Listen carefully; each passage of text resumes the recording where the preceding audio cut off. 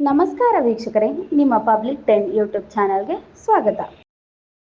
Fungal ಚಂಡಮಾರುತದ ಪರಿಣಾಮ ಚಾಮರಾಜನಗರ ಜಿಲ್ಲೆಯಲ್ಲಿ ಸತತವಾಗಿ ಮಳೆಯಾಗುತ್ತಿದ್ದು, ಹವಾಮಾನ ಇಲಾಖೆಯ ಮುನ್ಸೂಚನೆ ಪ್ರಕಾರ ಮಳೆ ಮುಂದುವರಿಯುವ ಸಾಧ್ಯತೆ ಇರುವ ಹಿನ್ನೆಲೆಯಲ್ಲಿ ಚಾಮರಾಜನಗರ ಜಿಲ್ಲೆಯ ಎಲ್ಲ ಶಾಲಾ ಕಾಲೇಜುಗಳಿಗೆ ಡಿಸೆಂಬರ್ 3ರ ಮಂಗಳವಾರವೂ ಸಹ ರಜೆ ಘೋಷಿಸಲಾಗಿದೆ ಎಂದು ಜಿಲ್ಲಾಧಿಕಾರಿ ಶಿಲ್ಪಾ ನಾಗ್ ರವರು ತಿಳಿಸಿದ್ದಾರೆ.